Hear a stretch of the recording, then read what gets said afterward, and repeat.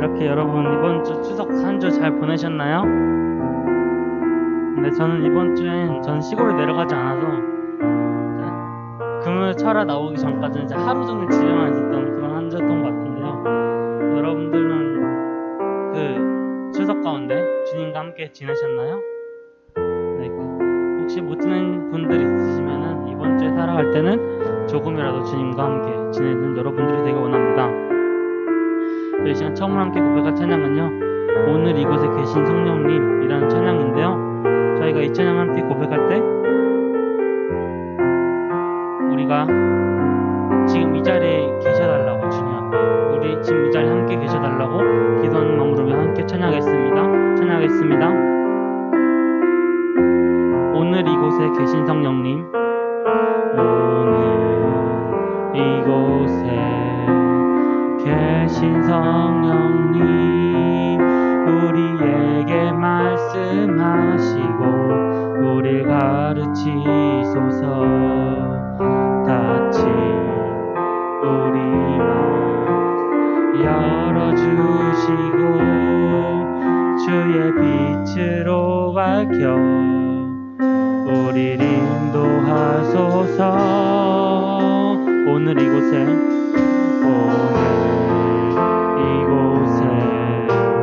계신 성령님, 우리에게 말씀하시고 우릴 가르치소서.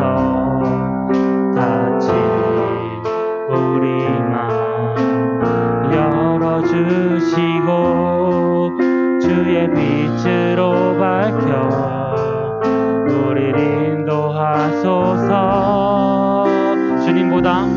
주님보다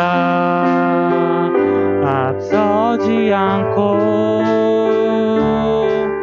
겸손하게 주님의 말씀 기다리리. 주님 손에 우릴 드립니다. 사랑으로 인도하소서.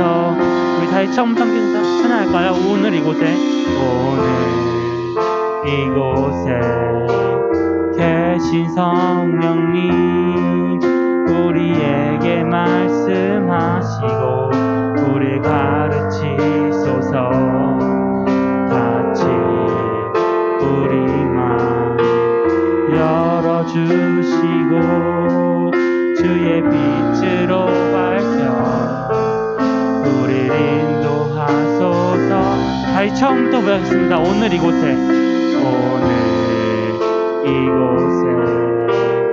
계신 성령님, 우리에게 말씀하시고 우릴 가르치소서. 닫힌 우리 마음 열어주시고 주의 빛으로 밝혀 우릴 인도하소서. 주님보다 앞서지 않고 겸손하게 주님의 말씀 기다리리. 주님 손에 우릴 드립니다. 사랑으로 인도하소서. 주님보다 앞서지 않고 겸손하게 주님의 말씀 기다리리. 주님 손에 우릴 드립니다. 사랑으로 인도하. 우리 잔잔하게 고백할까요? 주님보다 앞서지 않고 겸손하게 주님의 말씀 기다리리. 주님 손에 우릴 드립니다. 사랑으로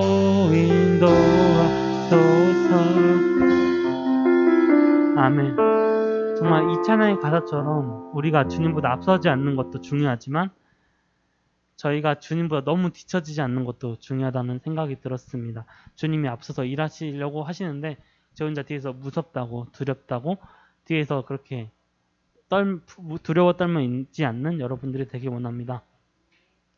저희 이 시간 두 번째 함께 찬양할 곡은요, 주신 믿음 안에서 라는 찬양인데요.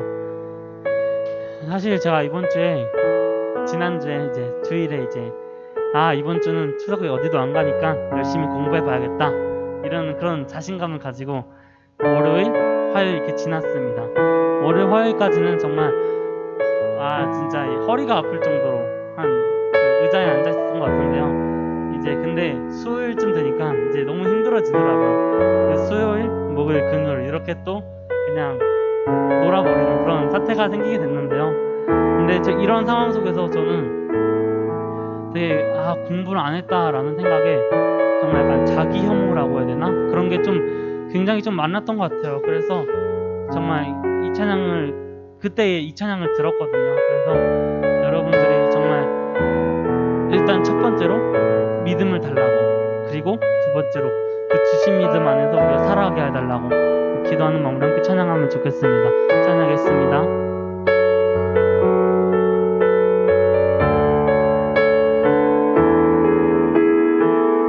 나보다 먼저 날 사랑하신 주님의 열심으로 십자가 사랑 구원을 주 내게 믿음 주셨네. 나보다 먼저 날 사랑한 주님의 헌신으로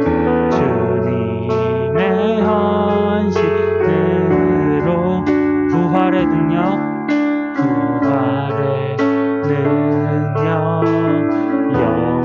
영원한 상 내게 믿음 주셨네.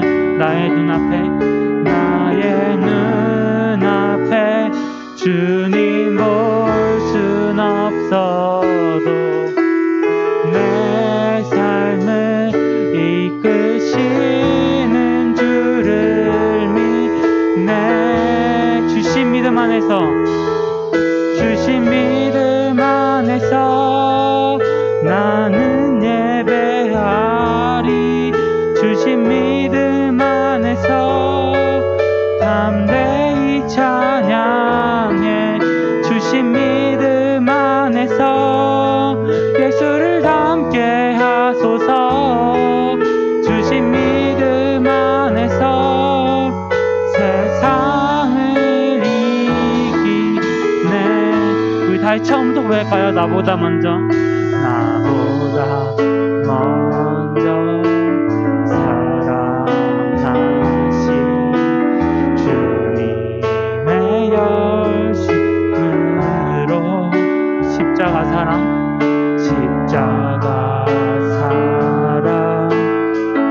구원의 주 내게 믿음 주셨네. 나보다 먼저 날 사랑하신 주님의 헌신으로 부활의 능력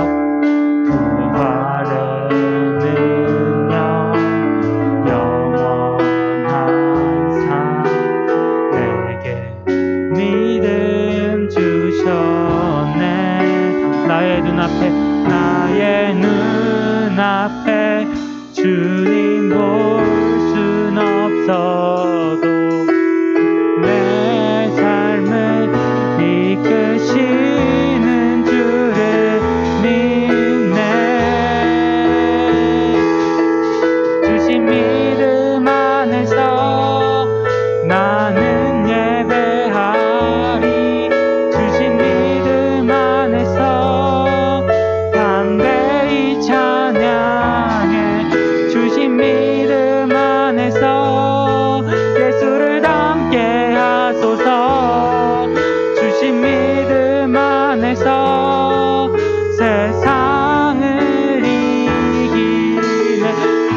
주신 믿음 안에서 주신 믿음 안에서 나는 예배하리.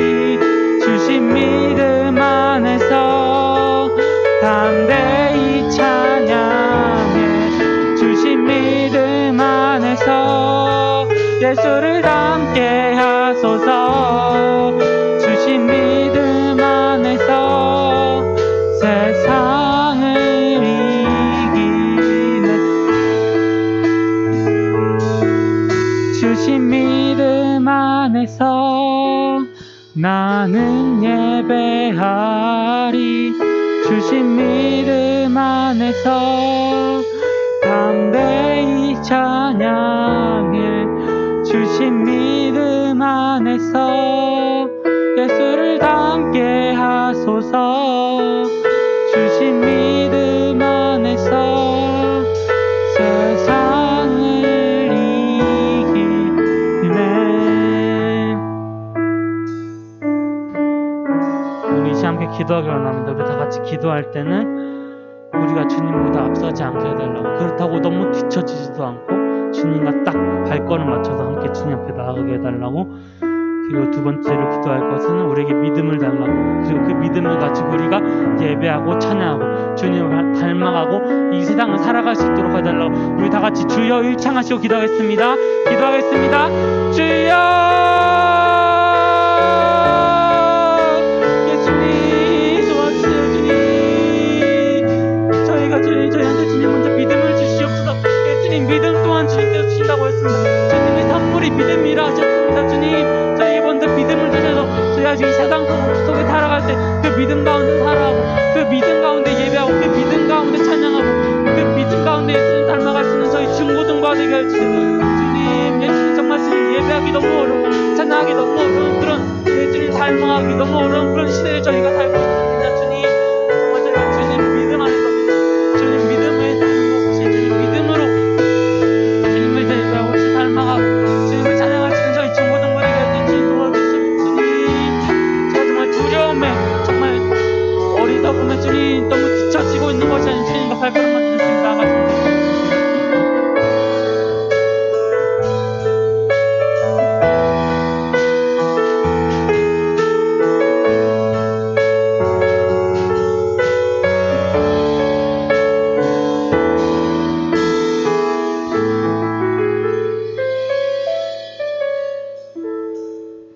우리 사도신경으로 신앙 고백하겠습니다.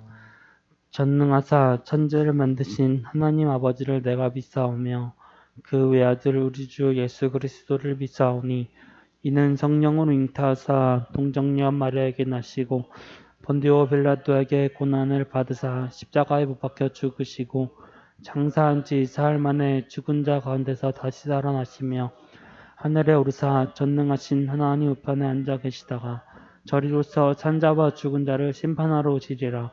성령을 믿사오며 거룩한 공예와 성도가 서로 교통한 것과 죄를 사하여 주시는 것과 몸이 다시 사는 것과 영원히 사는 것을 믿사옵나이다.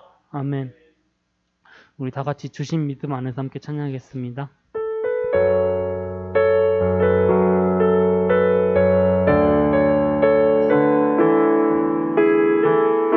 나보다 먼저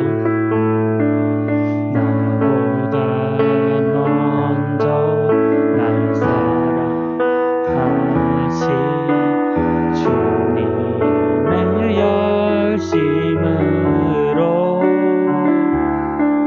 십자가 사랑 구원의 주 내게 믿음 주셨네.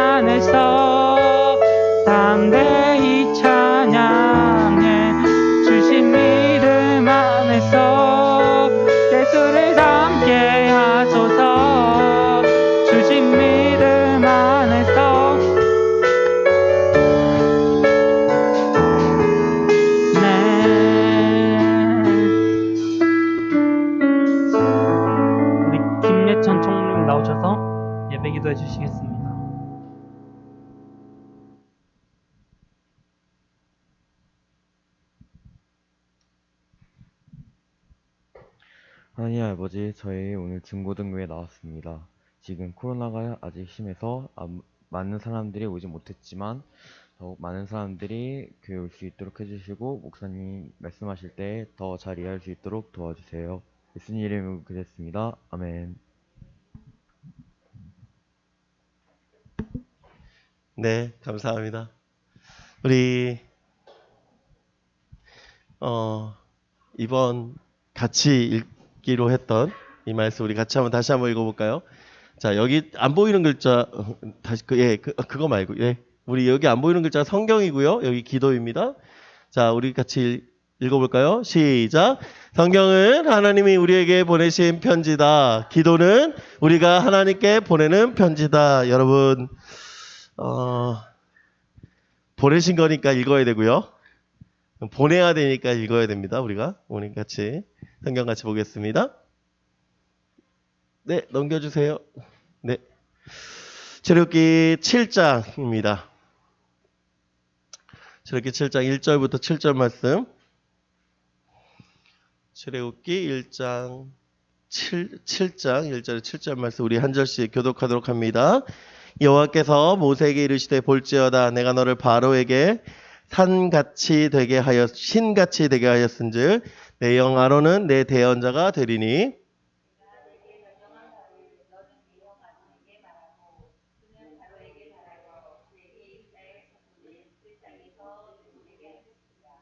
내가 바로의 마음을 완악하게 하고 내 표징과 내 이적을 애굽에서 많이 행할 것이나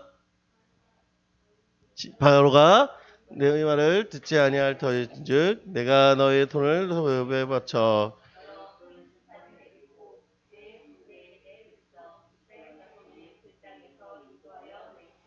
내가 내 손을 애굽 위에 펴서 이스라엘 자손을 그 땅에서 인도하여 낼 때에야 애굽 사람이 나를 여호와인 줄 알리라 하시매 모세와 아론이 여호와께서 자신에게 들려가신 대로 행하였더라. 아멘. 여러분 잘 지내셨어요?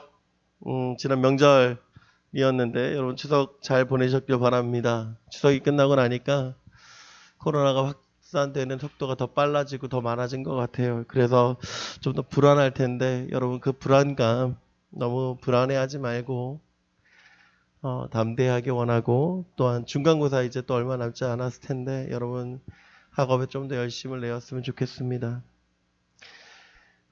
여러분 오늘 제목 보니까 좀 이상하죠?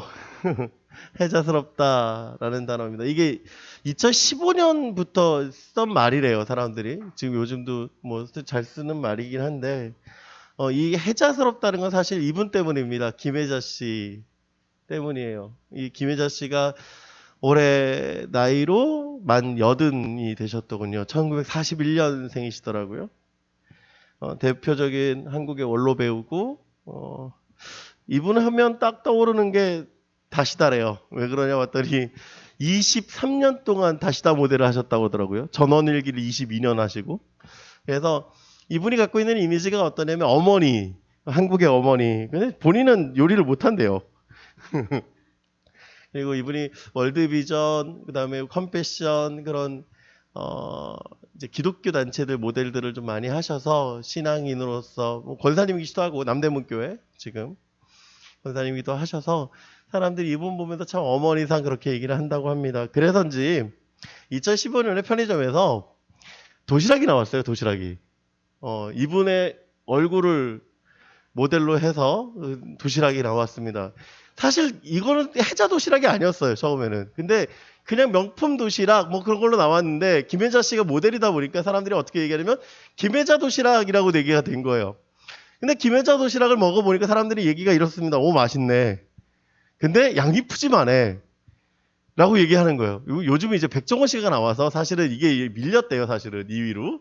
근데 고퀄리티의 좋은 음식 맛을 자랑을 하다 보니 사람들이 이렇게 얘기합니다. 가성비가 좋은 도시락의 1등이었다고 합니다. 지금은 뭐 2등이었다고 2등으로 내려갔다고 하는데 2017년도 이후에 이분이 이제 판권 계약을 이제 끝이 나서 더 이상 본인 모델로 하는 도시락이 나오지는 않고 있지만 이분 도시락이 나올 때는 본인 아드님이 가셔서 직접 도시락 검수까지 할 정도로 도시락을 판매한 건 아니지만 그러니까 음식이 어머니 얼굴을 하고 있기 때문에 더 중요하게 생각했답니다. 그래서 사람들이 이렇게 얘기했대요.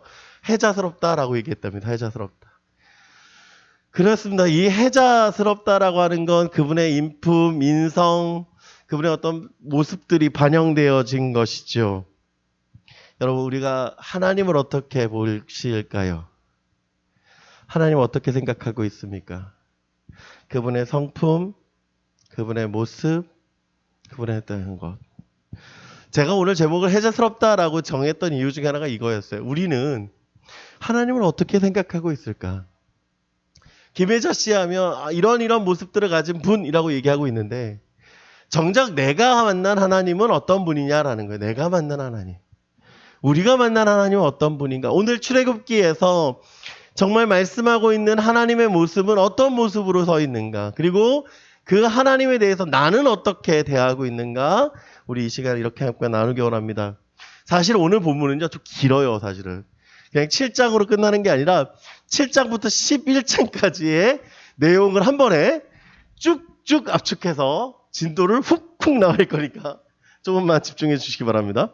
자, 오늘 첫 번째 하나님께서 바로에게 나아가서 이적을 베풀게 하시는데 그게 뭐냐면 이겁니다. 뭐냐면 뱀에 대한 거예요. 왜 이렇게 자꾸? 자, 8절 9절 말씀 이렇게 시작합니다.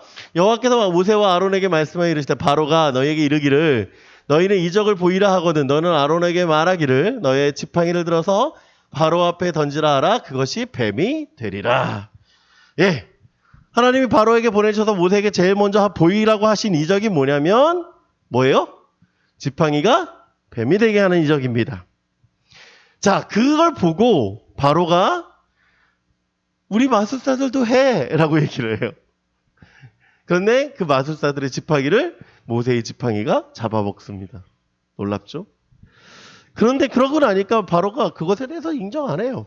하나님 다시 한번 얘기하십니다. 어떻게 얘기하시냐면 14절과 15절 여호와께서 모세에게 이르시되 바로의 마음을 완강하여 백성에게 이르기를 거절하는도다.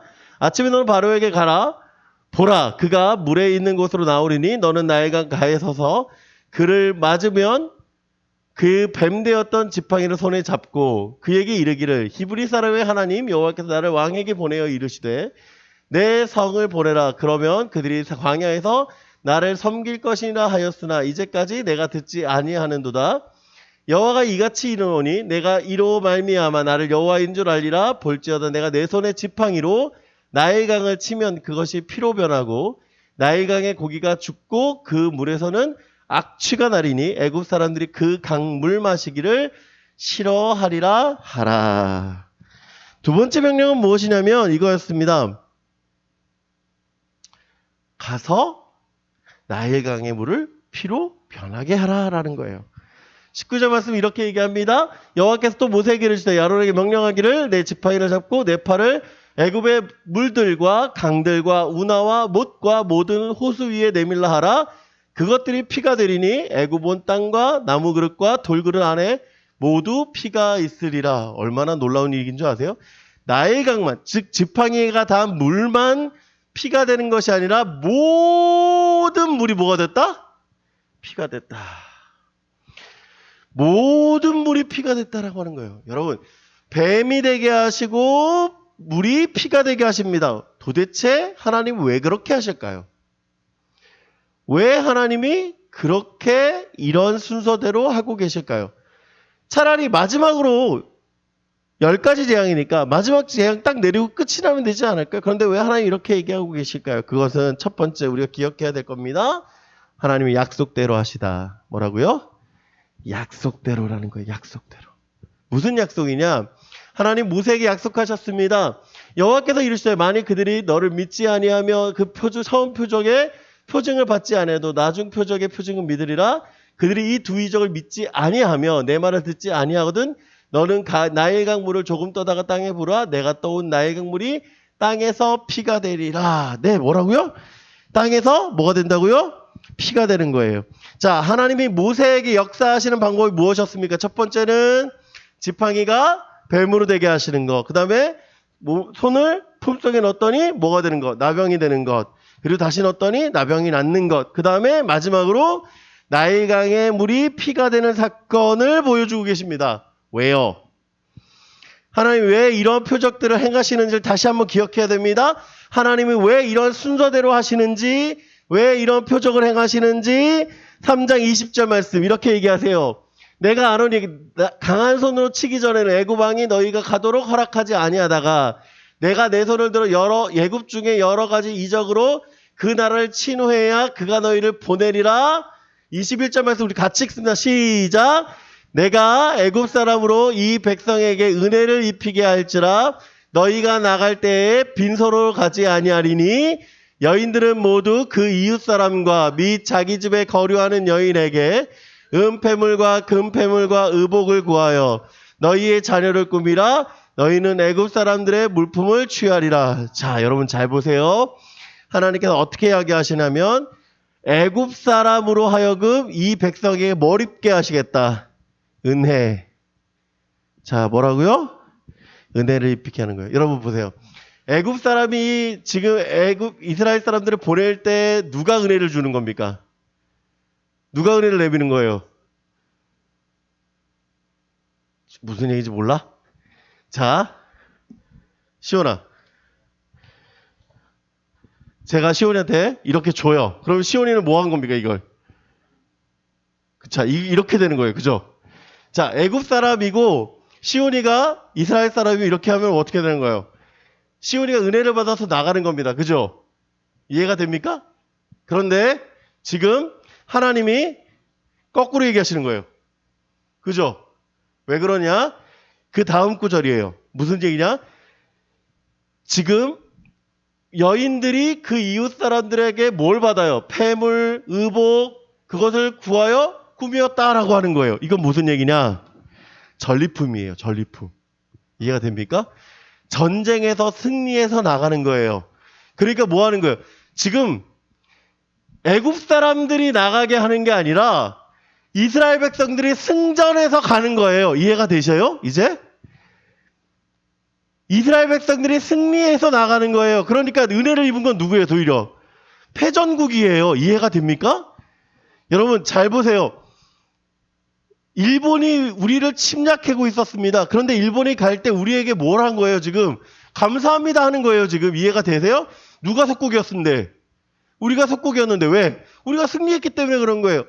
자, 무슨 얘기예요? 지금 하나님께서 하고 계시다라는 거예요. 하나님께서 어떤 거를 승리를 하게 하신다라는 거예요. 누굴 통해서? 이스라엘 백성들이 뭐 했기 때문에? 아무것도 안 했어요, 사실은. 여러분, 아무것도 안 했어요. 이스라엘 백성들이 뭐 했어요, 지금? 전쟁했습니까? 독립운동 펼쳤어요? 아니면은 요즘 파업하고 데모하는 그런 일을 했습니까? 아니요, 아무것도 안 했어요. 아무것도 안 했는데 지금 하나님께서 어떻게 하시는 거예요? 채우고 계시는 거예요. 하나님께 주고 계신 거예요. 승리케 하시는 거예요. 그게 하나님의 어떤 거다? 여호와 이레다. 여호와 이레예요.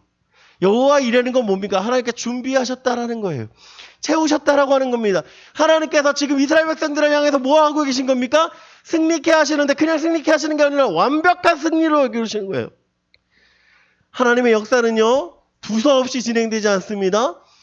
그냥 하나님의 역사는 그냥 마음에 내가 생각하기에 이게 좋은 것 같아 그래서 이거 하고 내가 생각하기에 이게 좋은 것 같아 이거 하고 아니에요. 뭐예요? 하나님은 철저하게 약속하신 대로 이루시며 준비하신 대로 이끌어 가시며 하나님의 분명한 역사 가운데 있을 줄 믿습니다. 여러분 하나님께서요 여러분을 향한 계획도요 마찬가지로 이루십니다. 그냥 두서없이 순서대로 이루시는 게 아니라 하나님의 약속하신 대로 그 순서대로 분명하게 이루실 줄 믿습니다. 그렇기 때문에 우린 그 약속을 믿고 살아가는 거예요. 여러분 우리가 다른 것을 가지고 살아가는 것이 아니라 하나님의 약속을 믿고 그 약속의 이루심은 가운데 살아가는 거예요. 여러분 소명자는요 다른 것 바라보는 것이 아니라 하나님의 약속과 그 이루어가짐을 바라보는 사람입니다. 여러분 한 사람의 소명자로 여러분 부르셨으면 그 소명 대신 그 하나님의 약속과 부르심에 응답하는 저와 여러분 되기를 간절히 소망합니다. 여러분 애굽에 총 몇 가지 재앙이 내렸나요? 역시 방금 전에 제가 얘기했는데 몇 가지? 10가지 재앙이에요. 자, 우리 10가지 재앙 우리 제가 궁금할 것 같아서 앞에 그림 띄워놨어요. 지보 앞에 보시면 있는 그림이 10가지 재앙의 그림이에요. 근데 조금 달라요. 왜 그러냐면 말들이 좀 달라진 것들이 있어서 성경이 예전 성경과 지금 성경이 좀 달라서 좀 다른 것들이 있습니다. 그런데 여러분 이 10가지 재앙을 좀 쉽게 이야기하면 이렇습니다. 피, 개구리, 이, 파리, 악질, 독종, 우박, 메뚜기, 흑암, 장자의 죽음. 그래서 이거를 앞자만 툭툭툭툭툭툭 떼어내면 이래요. 피개, 이파, 악독, 우매, 흑장. 우리 목사님은 저 이렇게 배웠었어요. 어릴 때. 다시 한번 볼까요? 이렇게 돼요. 피, 개, 이파, 악독, 우매, 흑장. 지금은 한국어 성경으로 그러니까 개역 개정 성경으로 바꾸면서 이제 말들이 조금 바뀌었어요. 그래서 돌림병이 악질이 돌림병으로 바뀌었고요. 그리고 피부병, 독종으로 바뀌었고요.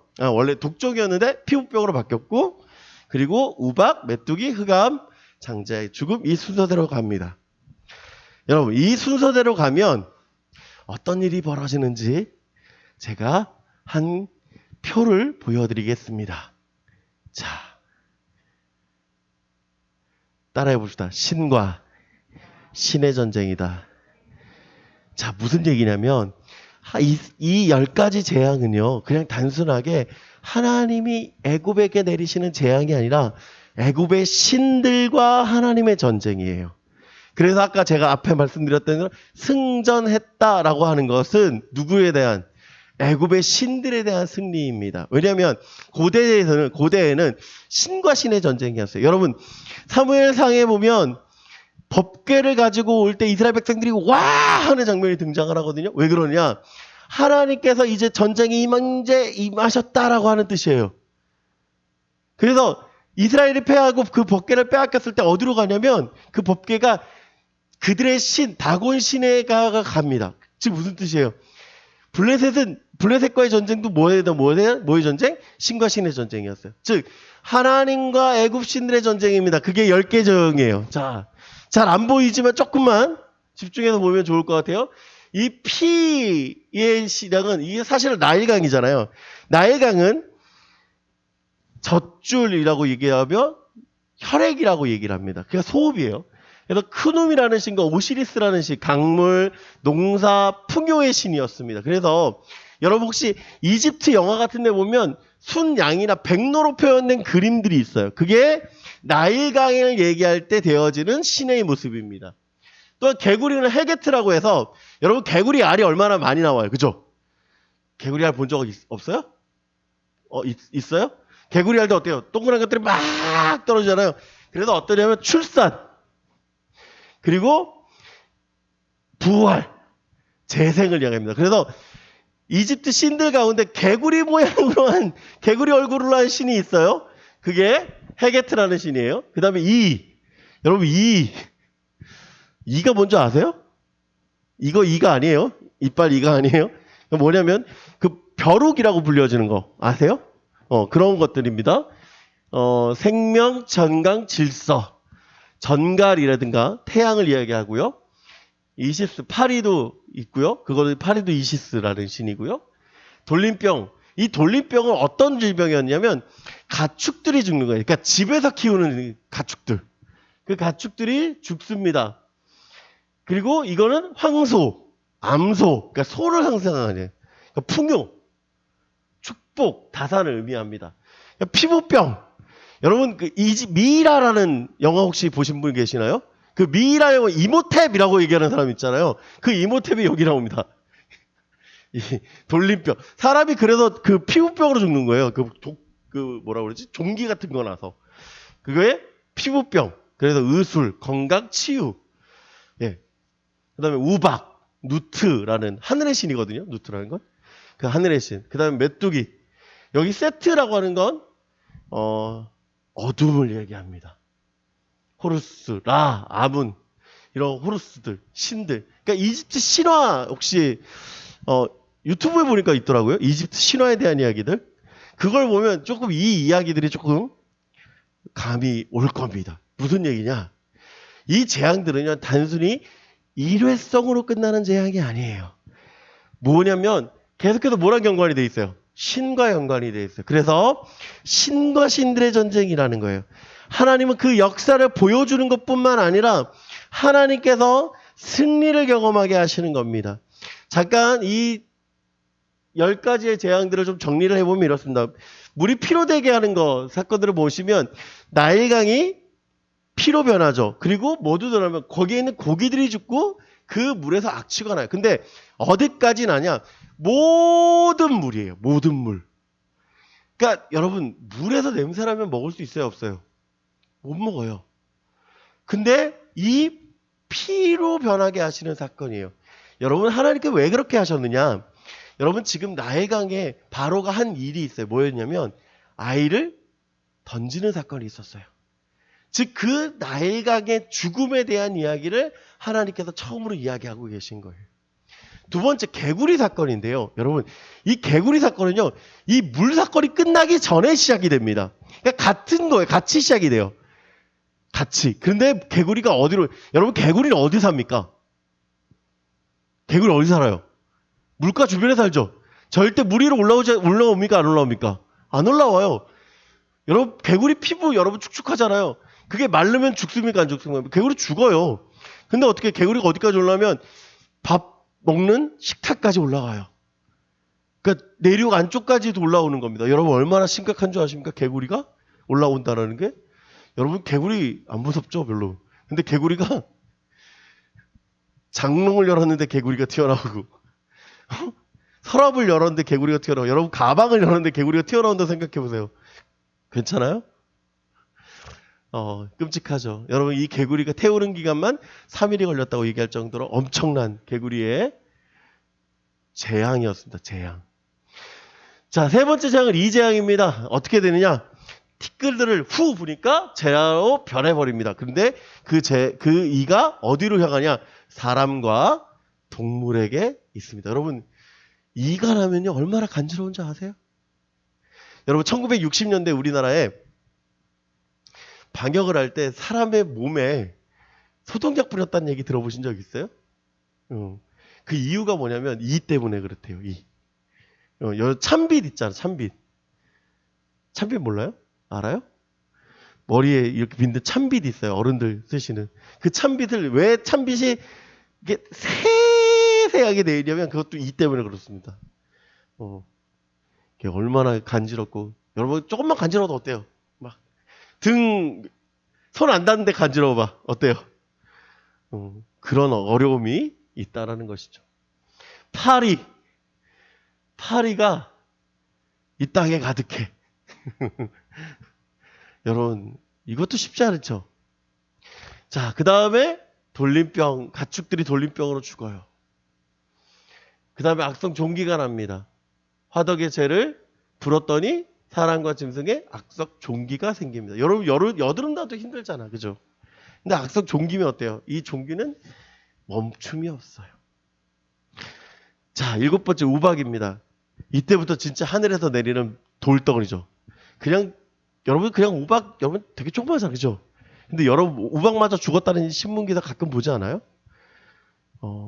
우박도요 크면 죽습니다, 그렇죠? 근데 우박의 가장 큰 해를 입는 건 사람이 아니에요. 뭘까요? 작물이에요, 작물. 여러분 작물이 우박의 손해를 받으면 더 이상 자랄 수가 없습니다. 성경에 보니까 이렇게 얘기합니다. 아직까지 밀이 자라지 않았다라고 얘기를 해요. 땅 속에 있어요. 그런데 이 재앙이 지나고 난 뒤에 그 다음에 오는 재앙이 더 무섭습니다. 뭐예요? 메뚜기 재앙.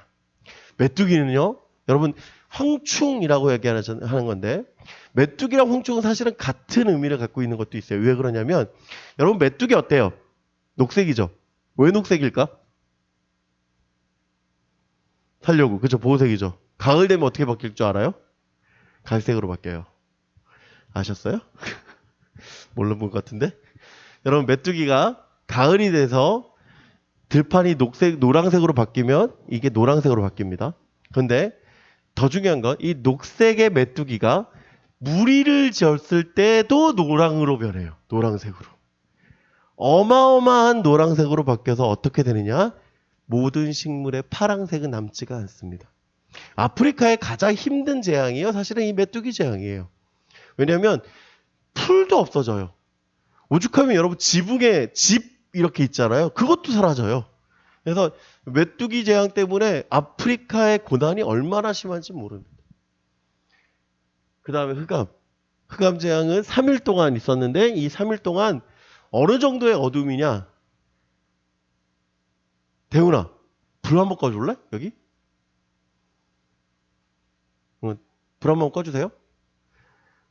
요 정도가 아니고 빛이 아예 없어요. 보일까 안 보일까? 이게 3일 동안 있는 거예요. 불 켜주세요.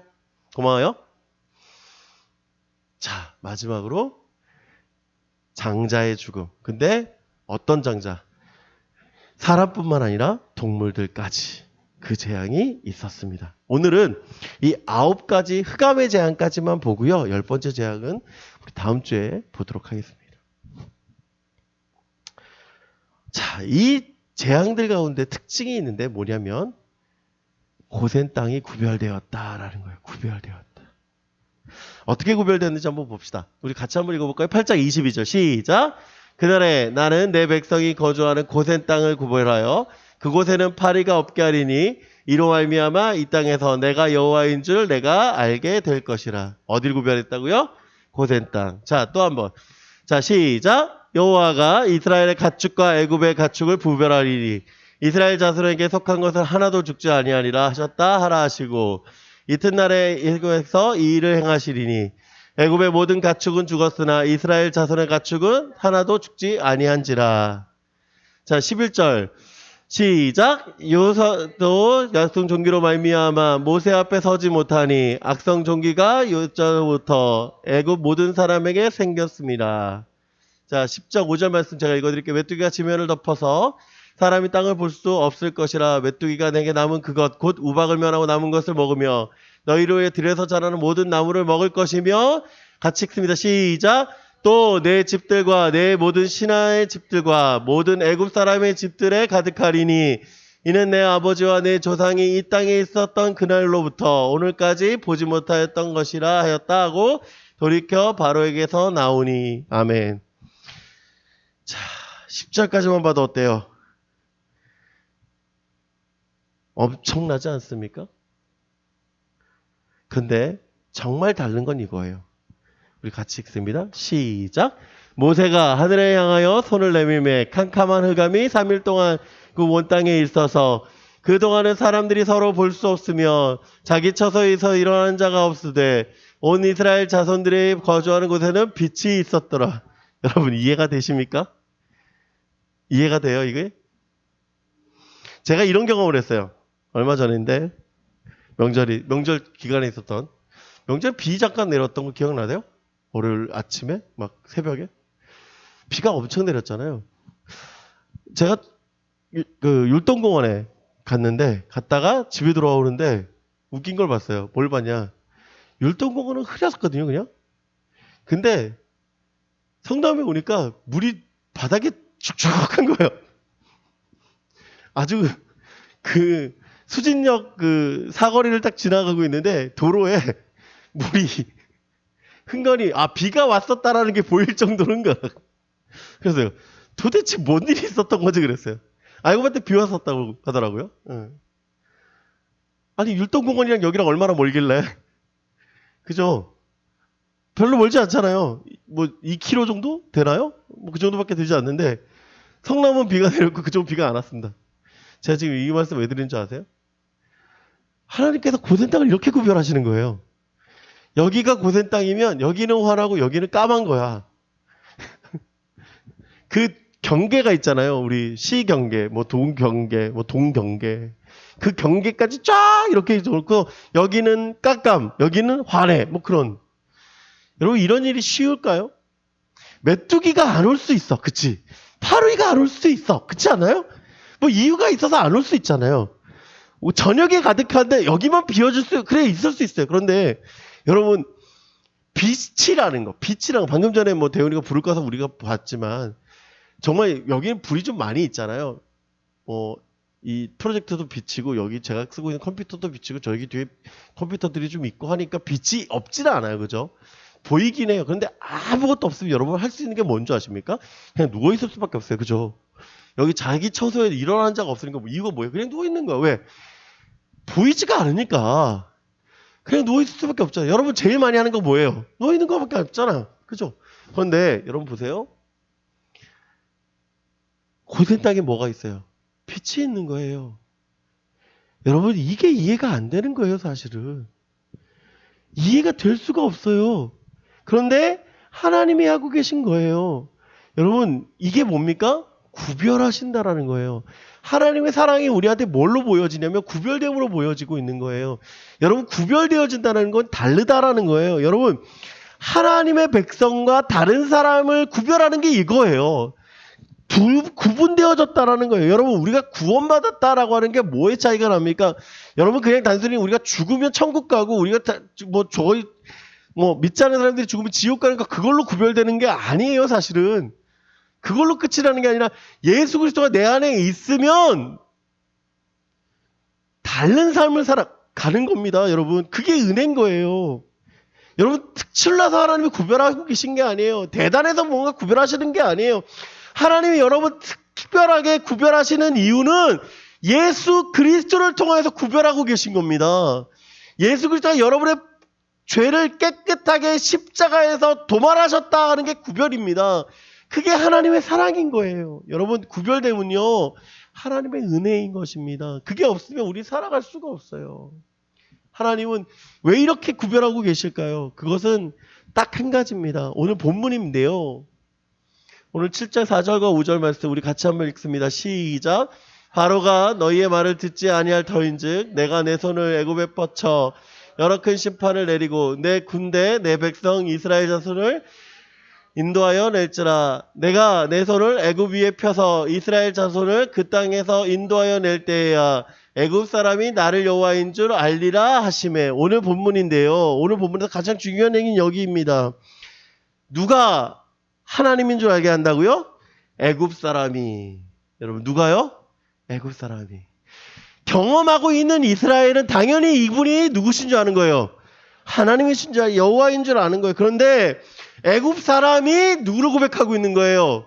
여호와를 고백하고 있는 거예요.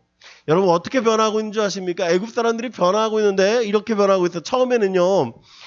마술사들도 했어요. 여러분 지팡이가 뱀이 되는 거 누구도 했어요. 마술사들도 해요.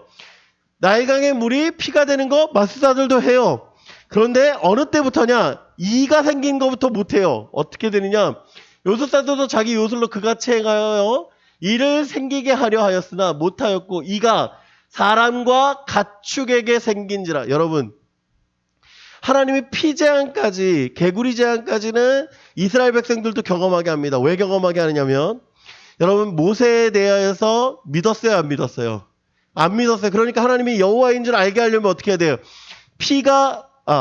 물이 피가 되는 경험을 이스라엘 경험도 해야 되는 거예요. 그래서 이스라엘 사람들 하여 그리고 개구리도 해요. 파리도 봐요. 그리고 나서 뭐부터 하냐면 이부터는 달라져요. 파리는 구별돼서 무릎 끝나셨어요. 이는 이제 요술사들도 못해요. 어떻게 못하냐? 자기가 하려고 하는데 못해요. 바로에게 이렇게 얘기합니다. 어떻게 얘기한대요? 이는 하나님의 권능이다 하였사. 요술사들이 고백해. 이제 더 이상 우리가 할 수 있는 게 없습니다.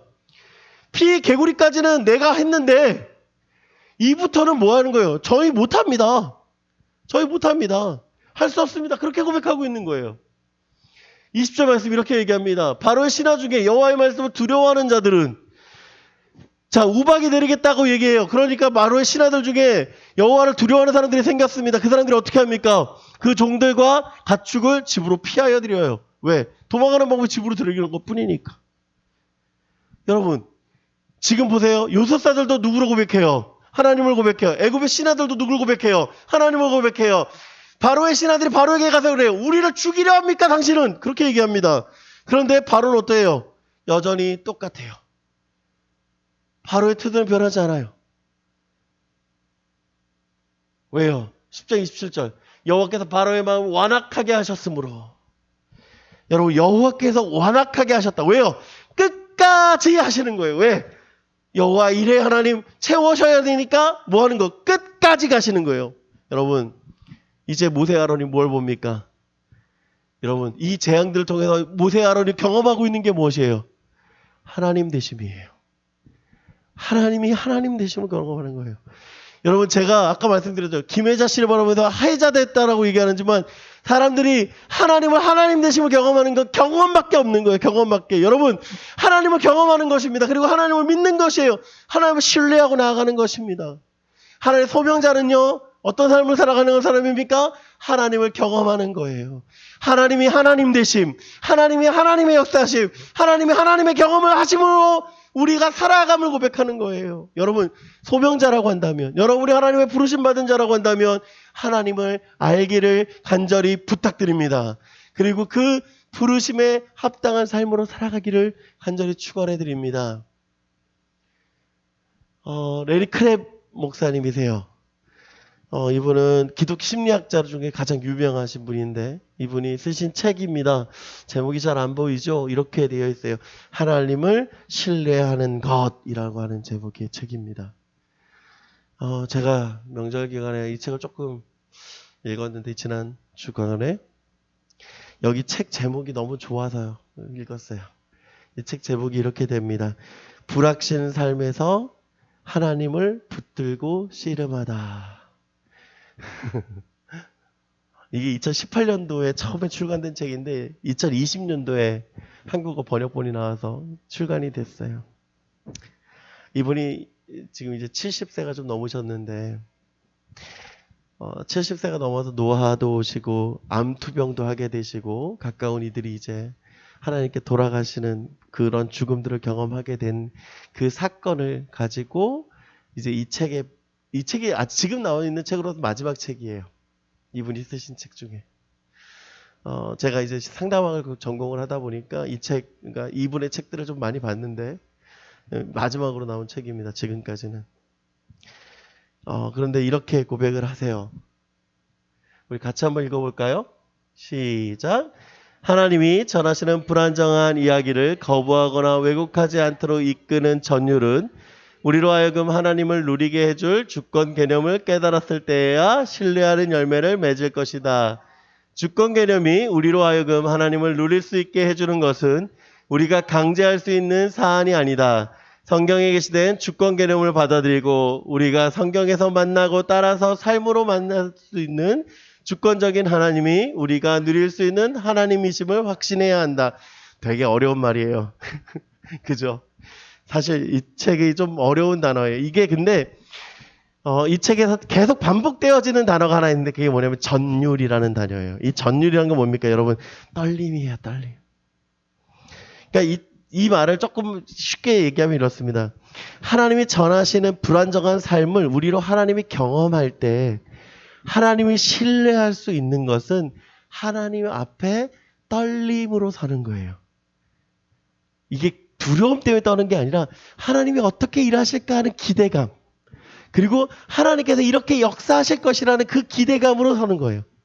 그리고 그 기대감 때문에 이렇게 얘기하는 겁니다. 성경에서 계시된 하나님에 대한 생각들을 내가 깨달았을 때 성경에서 하나님을 만나고 그 삶에서 우리의 삶 가운데서 하나님을 경험할 때 하나님은 주권적인 하나님 우리의 인생을 주관하고 계시다는 그 주권적인 하나님이 우리가 누릴 수 있는 하나님을 믿는 것, 즉 고백하는 신앙인 것이다 라고 얘기하는 거예요.